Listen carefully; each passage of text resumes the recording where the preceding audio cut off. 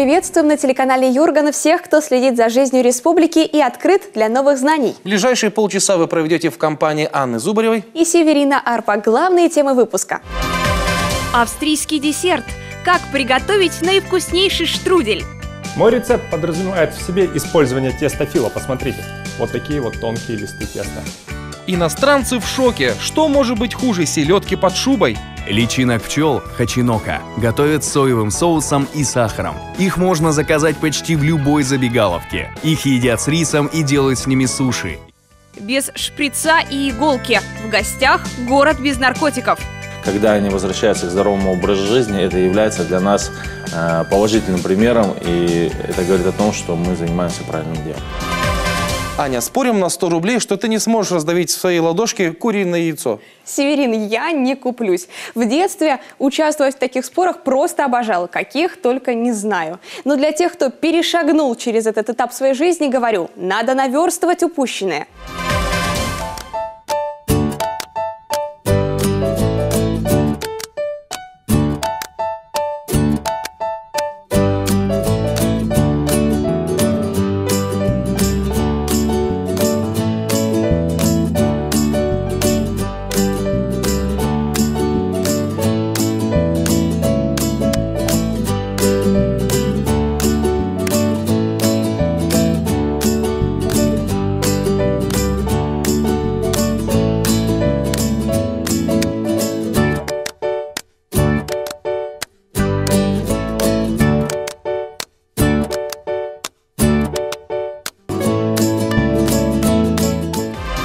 Теперь я знаю гораздо больше способов получить легкие деньги. А слабо догадаться сейчас, о чем я. Вишневый, лимонный, шоколадный, с изюмом и корицей. И, конечно, самый популярный – яблочный. Какое же это вкусное национальное блюдо австрийской кухни. Уверен, ты о штруделе. Да, придумать к чаю что-то более вкусное сложно, а сделать его, напротив, большого труда не составит, особенно по рецепту известного, талантливого шеф-повара Даниила Литвина. Всем привет, меня зовут Литвин Даниил, и сегодня я познакомлю вас с быстрым рецептом штруделя. Мой рецепт подразумевает в себе использование теста фила. Посмотрите, вот такие вот тонкие листы теста. Потом я использую яблоки. Беру изюм. Очень важно, перед тем, как начать работать с изюмом, замочите его на 15 минут в теплой воде. Промойте от лишних примесей, и у вас все будет хорошо. Немного сахара и сливочное масло. Также нам понадобится вот такая вот тонкая фольга и целая одна работающая печка. Итак, начинаем с обмазки теста сливочным маслом. Для этого берем обыкновенную столовую ложку и смазываем маслом.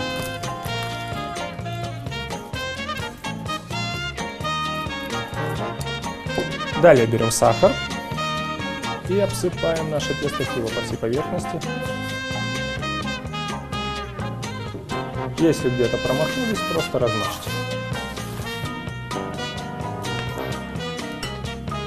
Затем берем изюм и тоже разбрасываем по всей поверхности. В этот рецепт можно добавить орехи. Дело осталось за малым. Нам необходимо нарезать яблоки. Подойдет любой сорт яблок, я больше люблю яблоки вот такого оттенка. Чтобы было немножко зеленого и красного, можете использовать любой сорт. Удаляем сердцевину. Многие у яблока удаляют и кожуру, чистят. Я ее не удаляю, мне с кожурой нравится больше. На срезе так гораздо красивее получается. И тоненько шинкуем. Шинковать можете брусочками, полосочками, как вам нравится.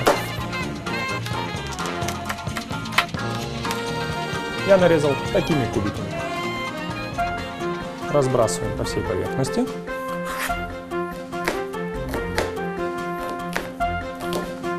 Теперь дело осталось за малым. Нам необходимо скрутить нашу основу в рулет. В помощь вам поможет вот такой пергамент. Если вы боитесь, что что-то пойдет не так. Но я вам не рекомендую бояться. Тесто фила само по себе хрупкое, поэтому смело заворачиваете вот в такой рулет.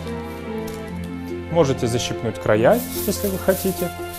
Если не хотите, то просто данный рулет берете и перекладываете в фольгу. Для чего мы перекладываем в фольгу? Ответ простой. Наш рецепт очень быстро будет печься при высокой температуре. И смазываем верхушку сливочным маслом, чтобы получилась румяная корочка. Убираем наш рулет в духовку при температуре 200 градусов на 20 минут.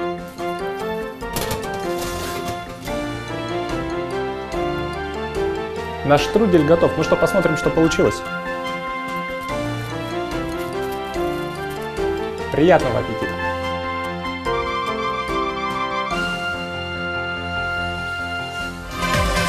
В нашем рационе довольно много блюд, которые придумали иностранцы. Мы об этом даже не задумываемся. Например, омлет, который многие предпочитают на завтрак, пришел из Австрии. Весна, пора шашлыков, но не все знают, что запекать нанизанное на шампур мясо в мангале первыми придумали в Иране или Ираке. Однако не все зарубежное нам кажется вкусным и даже съедобным. Говорить что-то далее бессмысленно. Это нужно видеть. Еда, которую понимают только на родине. Конфеты салмиакки с нашатырем. Представьте себе, черные запахом нашатыря с древесным углем, отсюда и цвет, и соленой начинкой. Финны называют их даром богов и любят так, что добавляют в ликеры и мороженое. Личинки пчелы.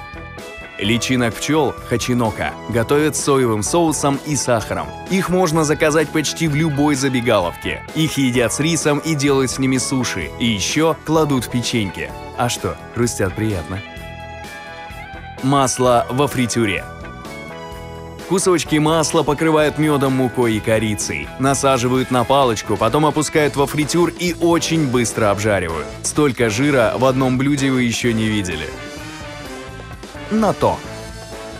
Это забродившие соевые бобы, которые часто едят на завтрак, как мы кашу. Натто. Липкая и тягучая и имеет специфический запах, чем-то похожий на испорченный сыр. Сюрстрёминг.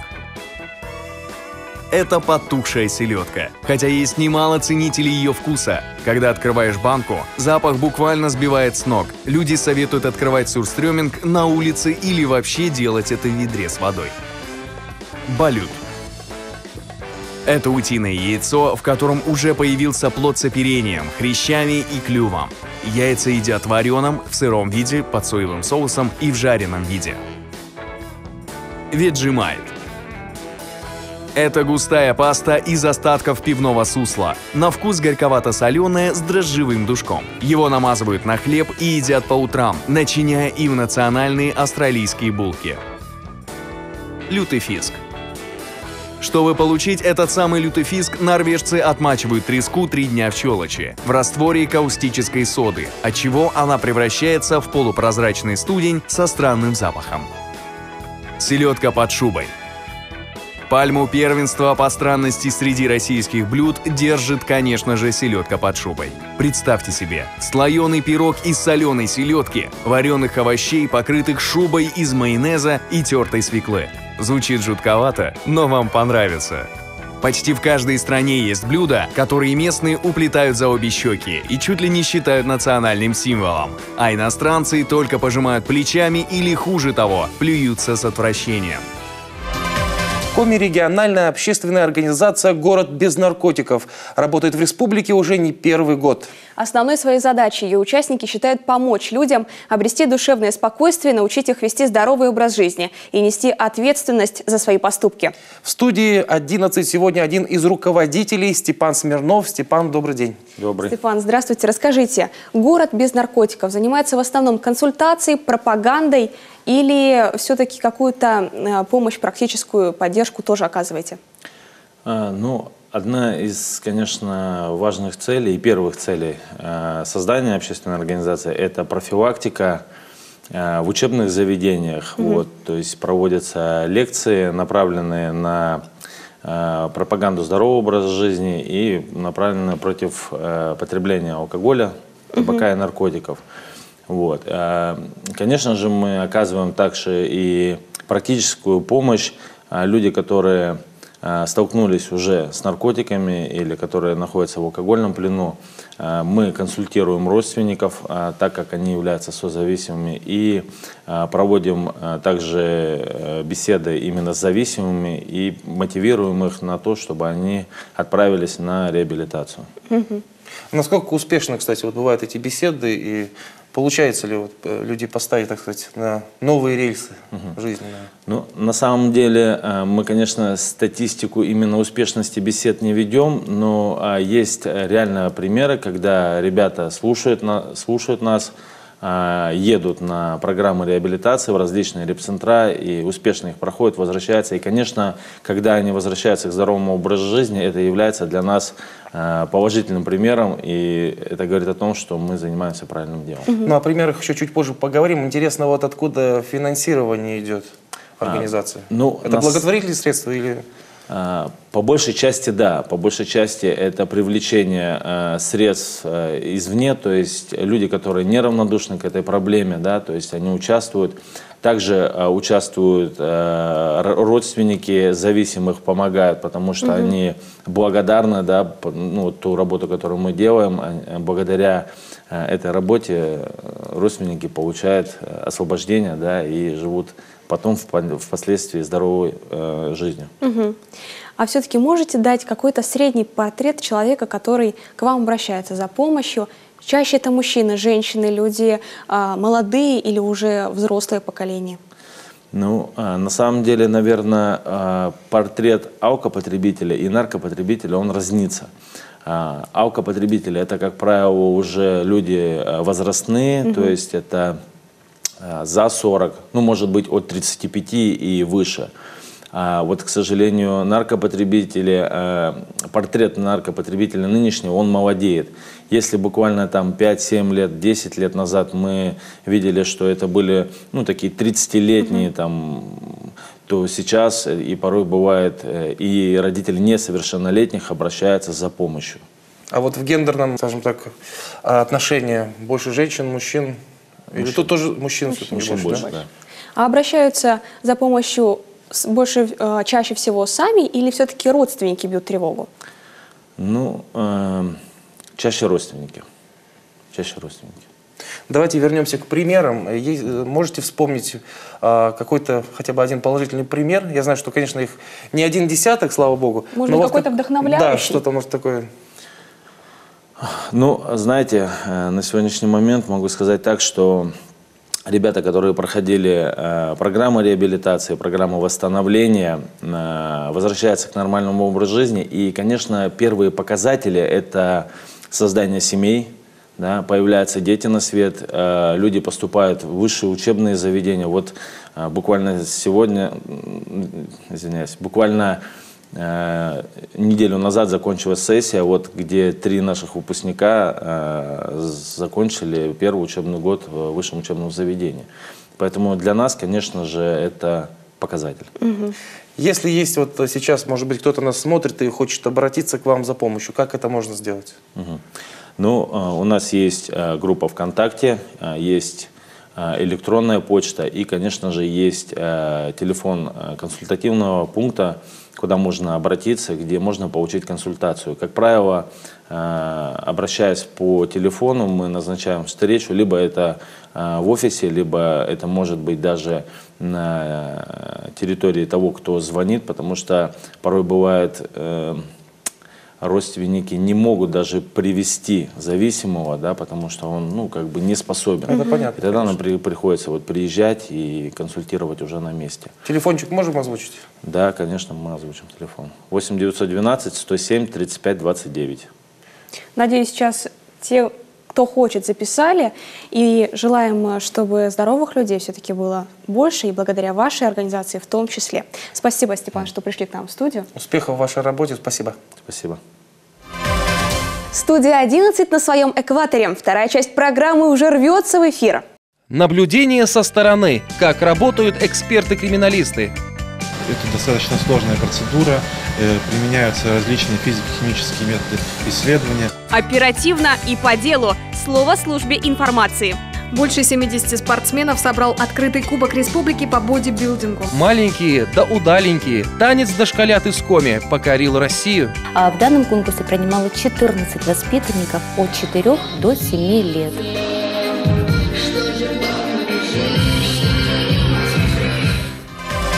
Они стоят на страже закона, раскрывают преступления и находят виновных. Их работы очарованы все любители детективной романтики. Однако обычно их дело закрыто от посторонних глаз.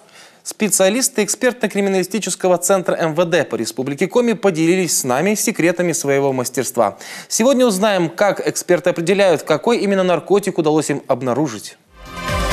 В экспертно-криминалистическом центре проводится большое количество физико-химических экспертиз. Большее количество это экспертизы именно наркотических средств. Основной задачей этих экспертиз является установление принадлежности вещества к наркотическому средству. Это достаточно сложная процедура. Применяются различные физико-химические методы исследования, в том числе методы газовой хроматографии. Вот прибор как раз называется газовый хроматограф. В ходе исследования как раз таки устанавливается, является ли это вещество наркотическим и какова масса этого вещества, что напрямую влияет на квалификацию преступления. Когда приходят наркотические средства, они переводятся в состояние раствора, а затем уже исследуется непосредственно этот раствор. Для этого наркотик растворяется в различных растворителях, да, вот как в данном случае он поступает в шприц, а уже из этого шприца вводится непосредственно прибор, нажимается кнопочка и начинается анализ этого вещества. На выходе мы получаем хроматограмму, вот примерно такую, где вещество уже разделено на компоненты, и каждому вот этому пику, этому всплеску соответствует какое-то вещество. И уже дальше это уже задача оператора, исследователя определить, что это за вещество, какие вещества входили в состав этой смеси. Жизнь республики бьет ключом. Это готовы доказать наши коллеги из новостного отдела. Больше 70 спортсменов собрал открытый Кубок Республики по бодибилдингу. Сильнейших определили в 14 категориях. В столицу региона прибыли участники из Сыктывкара, Ухты, Печоры, Воркуты, Кировской области, Архангельска, Салихарда, Великого Устюга, Санкт-Петербурга и внушительная делегация из Перми. Классический бодибилдинг подразумевает пропорции тела, качество мышц, симметрию, то есть проработку, детализацию. Специальным гостем турнира стал чемпион мира, мастер бодибилдинга Михаил Юсев. Кайгородок с высоты птичьего полета. Видеопутешествие на воздушном шаре из поселка Зимовка до райцентра появилось на днях в одной из соцсетей. Сняли эти кадры еще летом, однако опубликовали только сейчас. На видео зеленые просторы и уходящее за горизонт солнце, окутывающее своим розовым светом все вокруг.